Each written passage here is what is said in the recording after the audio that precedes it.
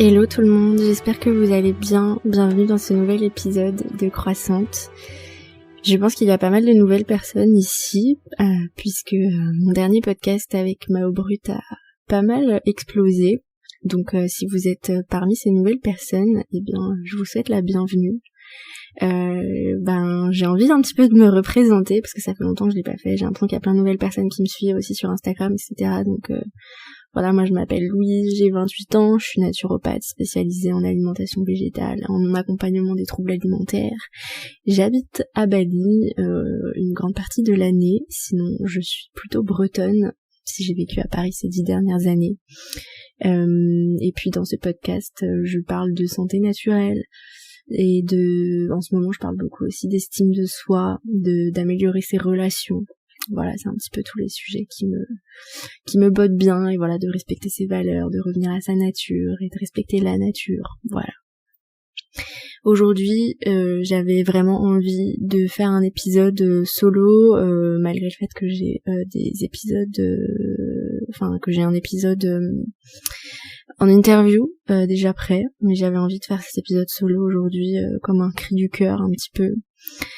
On est le 16 avril et ça y est, ça commence avec le harcèlement sur les réseaux sociaux de tous les comptes fitness qui vous proposent des Summer Body Challenge. Voilà, tous les ans, c'est la même chose.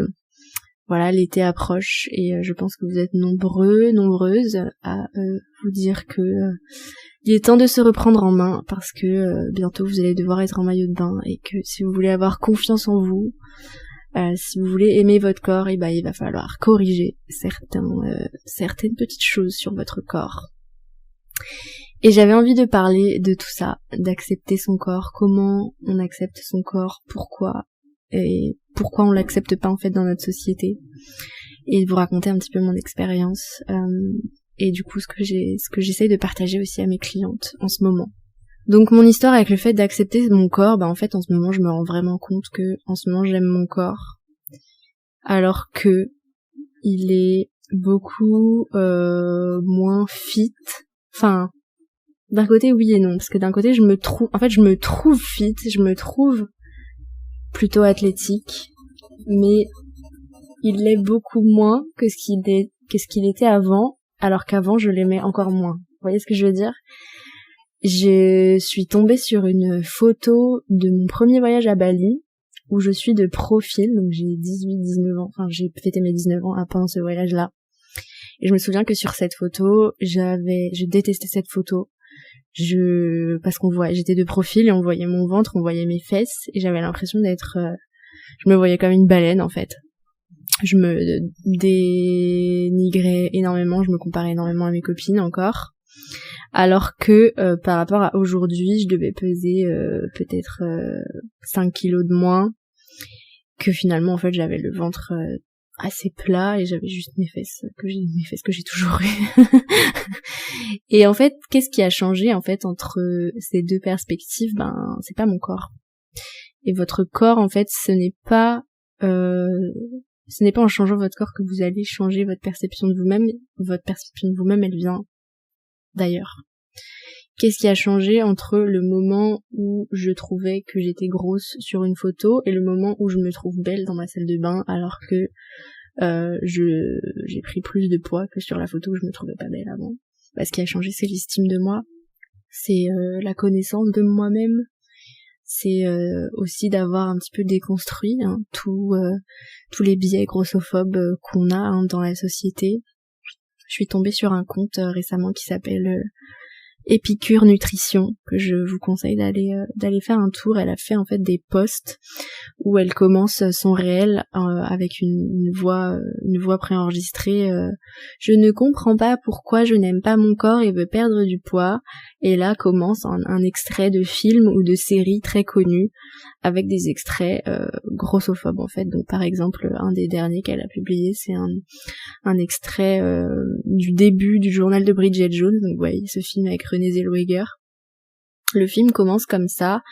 Bridget, 1m65 pour 61 kilos, et elle explique qu'elle doit perdre 10 kilos, sinon elle va finir seule, dévorée par ses chats dans son appartement, et qu'elle doit absolument se reprendre en main. Et qu'en gros, on nous la présente comme une ratée, en fait, comme une grosse vache ratée qui pourra jamais trouver l'amour avant d'avoir perdu du poids. Ce genre de référence, en fait. Donc pareil, il y a un autre extrait un extrait dans Sex and the City où Samantha revient de 1 an à Los Angeles, où elle était très frustrée sexuellement, et du coup elle a mangé, et elle lève les bras, et son crop top se soulève aussi, et là on voit un ventre, en fait, une petite brioche, comme on peut appeler ça, juste un ventre normal, quoi, qui dépasse de son pantalon, et là ses copines sont choquées, elles la regardent comme ça, et ensuite elles ont une conversation, et elles lui disent « Mais comment t'as fait pour pas t'en rendre compte, quoi, comment t'as pu te laisser aller alors que elle a juste du ventre comme tout le monde ?» Et voilà, et on vit vraiment dans cette société, en fait, où on nous dit qu'on est des merdes si on a un bourrelet. Donc faut pas aller chercher plus loin, en fait, c'est pour ça qu'on s'aime pas et qu'on passe notre vie à contrôler notre nourriture et à nous infliger, en fait, des punitions et ouais, qu'on s'aime pas, en fait, et qu'on se dénigre, et qu'on vit pas notre vie pleinement, et que du coup ça nous empêche d'avoir des relations épanouies, parce que on peut pas avoir de relations épanouies si on s'aime pas. Voilà. Désolée de vous l'apprendre. Et puis j'ai eu un échange avec une cliente qui me disait que elle détestait son ventre, etc. Et puis du coup, en fait, je sais pas trop ce qui m'a pris, mais je lui ai envoyé une photo de mon ventre actuellement qui était gonflé, alors que voilà, j'avais mangé sainement, et que voilà, je me trouvais quand même belle et tout. Je sais plus exactement c'était quoi l'échange, mais en tout cas ça m'a inspiré un réel que j'ai posté, qui vous a pas mal plu, qui a fait pas mal de vues, pas mal de commentaires, et j'ai reçu pas mal de messages de remerciements, en fait, d'avoir fait ce réel où, en fait, je montre mon ventre qui est plutôt plat un jour après avoir mangé une pizza, et mon ventre au contraire qui est un petit peu plus gonflé après avoir mangé 3 jours super clean. Et pour vous expliquer qu'en fait et si au lieu de se demander comment avoir le ventre plat, on se demandait comment accepter les fluctuations d'un corps qui remplit juste ses fonctions naturelles. Le ventre, c'est quoi? Le ventre, c'est un estomac, des intestins, un côlon, une vessie, un utérus, en plus d'autres organes qui sont très proéminents, comme le foie par exemple. Ce qui fait que, entre autres, il y a 5 organes dans notre ventre qui représentent quand même, je sais pas, ça fait quoi? Ça fait 30 cm sur 30 cm un ventre? J'en sais rien. 5 organes qui sont naturellement conçus pour gonfler. C'est-à-dire que leur façon de fonctionner, c'est de gonfler, de redégonfler, Et donc, lutter contre ça, c'est non seulement vain, mais c'est dangereux. Vous ne pouvez pas aller contre les lois naturelles au bout d'un moment. Donc, oui, j'ai eu plein de commentaires, j'ai eu quelques commentaires, oui, mais c'est parce que quand tu manges sain, tu manges plus de fibres, les fibres ça fait gonfler, nanana. Ok. Donc, si vous avez effectivement des troubles digestifs, des ballonnements très forts, des douleurs, etc., la naturopathie est là pour vous aider, je suis là pour vous aider, vous pouvez faire un suivi naturopathique pour apaiser votre système digestif. Mais quoi qu'il arrive, votre ventre ne sera jamais 100% plat, 100% du temps, parce que ce n'est pas naturel. Ce n'est pas possible. Quand vous avez vos règles, votre ventre gonfle, vous êtes en train d'avoir une hémorragie, en fait, c'est normal. Quand vous n'êtes pas allé aux toilettes depuis 1 ou 2 jours, vos intestins sont remplis, en fait. C'est normal. Pareil, quand vous avez bu, quand vous avez mangé de la pastèque, votre vessie, elle est pleine, c'est comme ça, en fait. Et même au niveau des tissus adipeux, au niveau du ventre, en fait, les tissus adipeux, c'est aussi là qu'on stocke, que sont synthétisées toutes nos hormones, et les tissus adipeux servent à quelque chose, en fait. Donc, il est temps d'arrêter de perdre notre temps, de nous épuiser à vouloir rentrer dans des shapes qui ne nous correspondent pas et qui sont basées sur des choses qui sont déjà retouchées à la base. Donc on nous ment. Donc il est temps de dire fuck à la diète culture, à la culture des régimes, à l'injonction à la minceur et à retrouver notre estime de nous-mêmes en tant que créature naturelle extraordinaire. Voilà. J'ai un petit peu répété ce que j'avais dit dans mon post, mais je sais qu'il y a pas mal de personnes qui ne suivent pas sur Instagram, qui n'ont pas Instagram. D'ailleurs, grand bien vous fasse.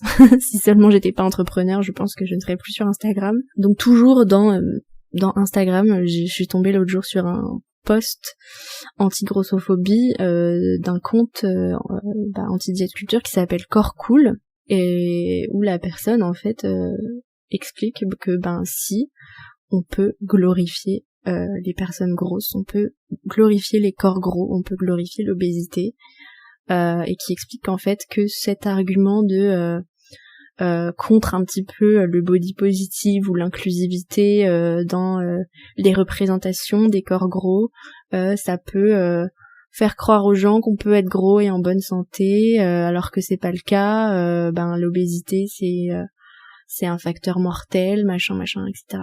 Ok. En attendant, on peut avoir un corps gros, on peut même être obèse et être en bonne santé. Ce n'est pas forcément un facteur clé.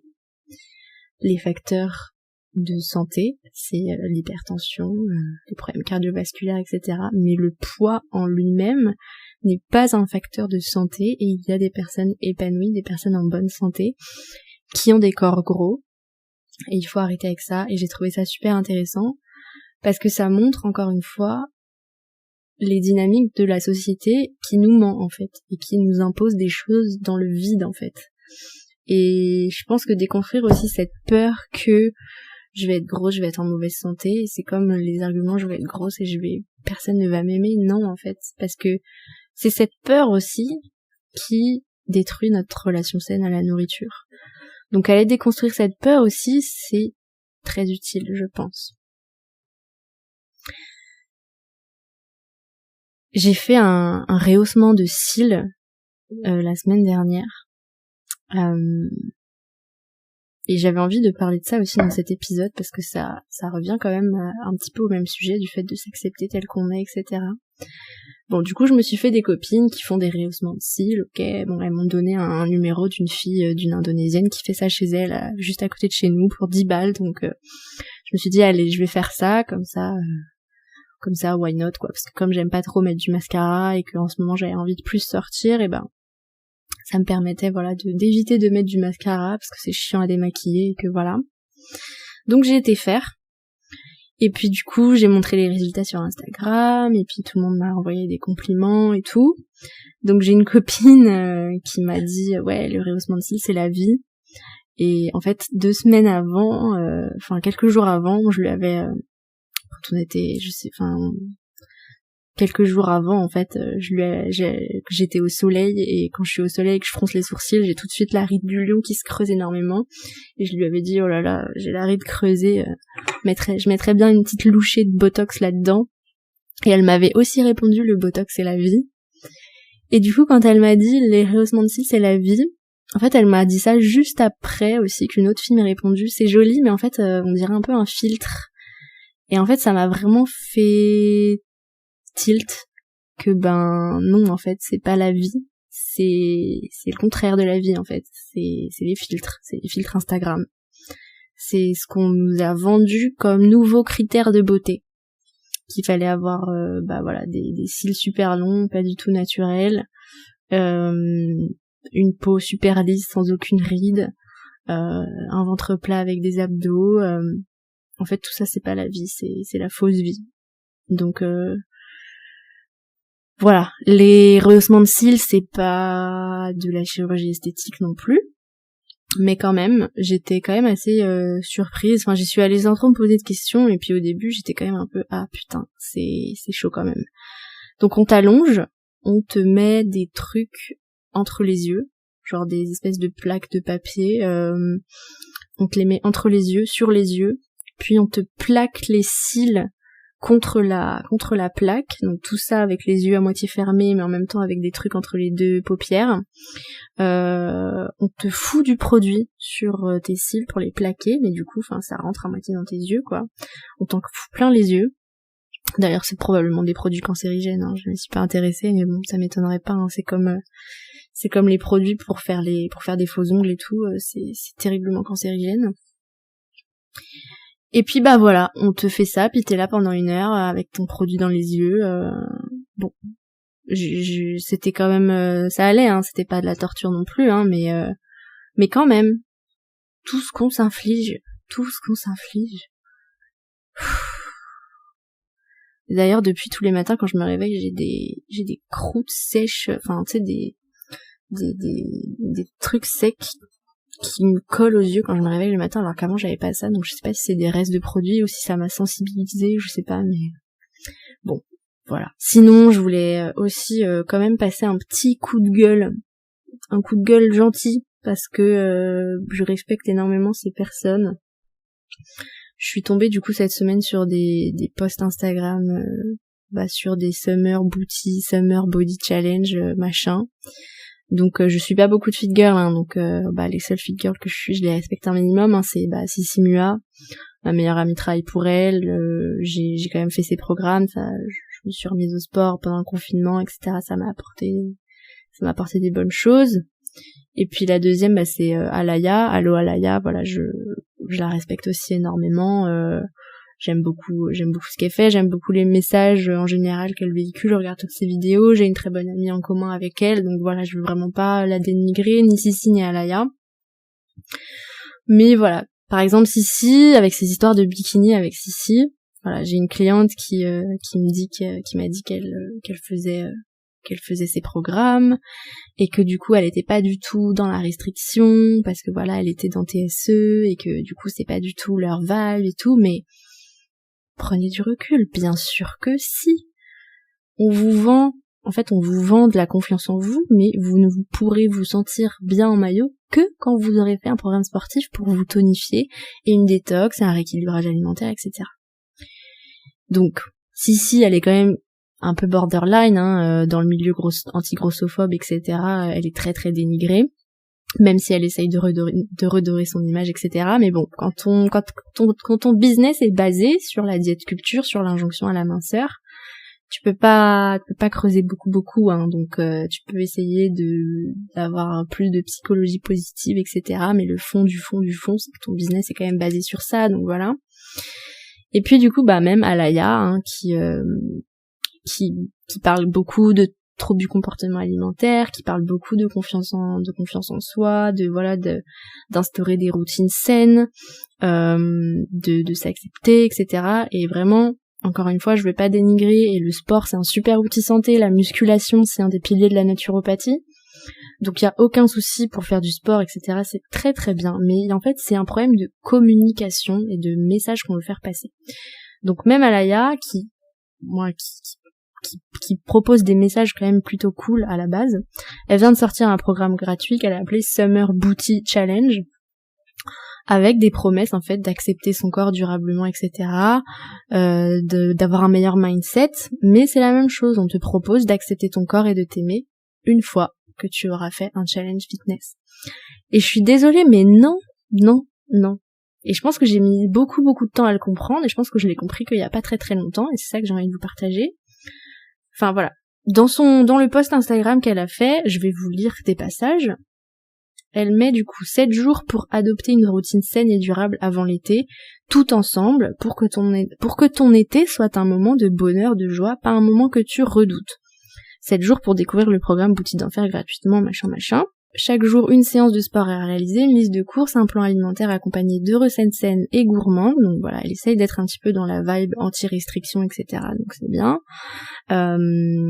Ici, l'objectif n'est pas qu'un corps, mais bien au-delà, un meilleur mindset pour prendre des habitudes long terme, se sentir 100% confiante.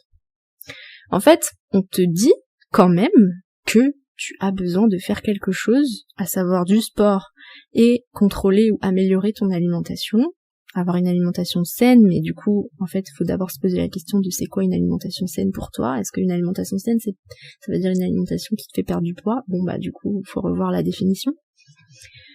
On te dit que tu dois faire tout ça pour pouvoir ensuite avoir confiance en toi, et pas maintenant tout de suite.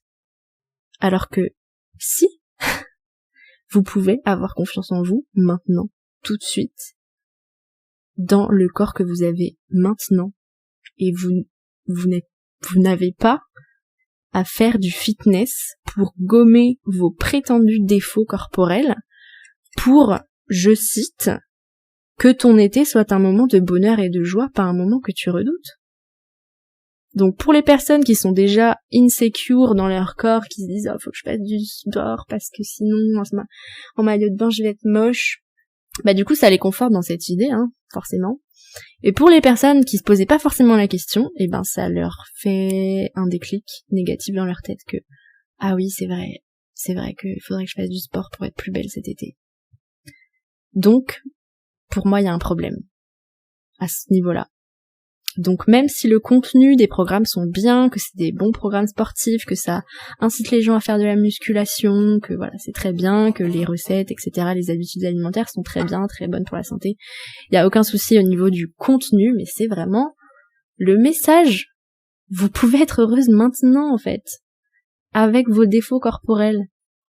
Et ça, c'est ce qu'on peut faire en pratiquant la pleine conscience. Et c'est à ça que je me suis formée pour proposer un accompagnement en troubles alimentaires. Parce que la pleine conscience, c'est quoi? C'est revenir à l'instant présent, à l'ici et le maintenant, et apprendre à s'aimer tel qu'on est maintenant. Et je vous jure que c'est possible. Je vous jure que c'est possible, je l'ai expérimenté. Je me trouve bonne, je me trouve fraîche, même si j'ai un bourrelet, même si j'ai de la cellulite, que je suis potentiellement en train de passer d'un 36 ou 38, j'en sais rien, mais bon. Et encore une fois, je répète ce que j'ai aussi dit dans mon post Instagram, tout ce que je vous dis, je le dis aussi avec mes biais à moi, de personnes minces. J'ai le privilège d'être mince, j'ai le privilège de la beauté aussi, et je m'excuse si ce que je dis peut être difficile aussi à entendre pour les personnes grosses. Si je dis des choses qui sont peut-être difficiles, voilà. Je ne prétends pas être parfaite et détenir la vérité, et j'ai aussi mes biais à moi. Mais en tout cas, je soutiens les personnes grosses dans le combat contre la grossophobie. Voilà. La perte de poids fait vendre. Voilà, je pense que même Mao Brut, que j'ai invité la semaine dernière, je pense que une partie de l'explication de son succès, c'est quand même aussi beaucoup que il y a une espèce de validation de la minceur et de la beauté et de la musculation derrière, d'avoir un beau corps sec, etc.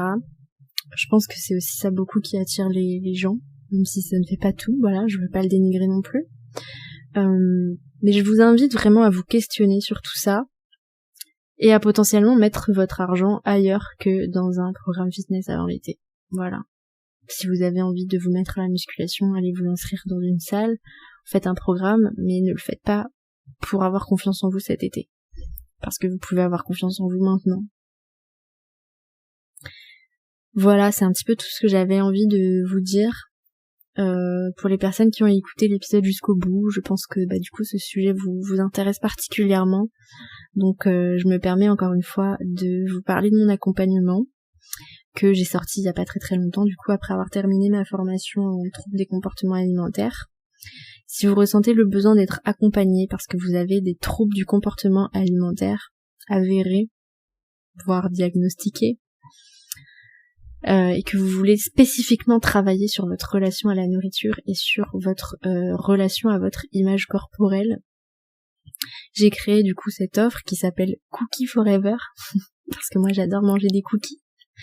J'ai du coup créé cette offre qui a un suivi, un accompagnement qui est basé du coup sur la naturopathie, les outils naturopathiques pour apaiser son stress, apaiser son système digestif, améliorer son métabolisme et ses hormones dans un premier temps, et ensuite qui est basé sur la pleine conscience, où j'ai créé moi-même des méditations de pleine conscience spécifiques à l'accompagnement des troubles alimentaires qu'on peut pratiquer du coup chez soi en faisant des méditations quotidiennes, des méditations de scan corporel pour aller avec sa conscience remettre de l'amour dans les parties de notre corps qu'on n'aime pas, des méditations et des audios en fait de pleine conscience à faire en mangeant pendant des prises alimentaires, pendant vos repas classiques ou pendant vos débuts ou vos potentielles crises de boulimie,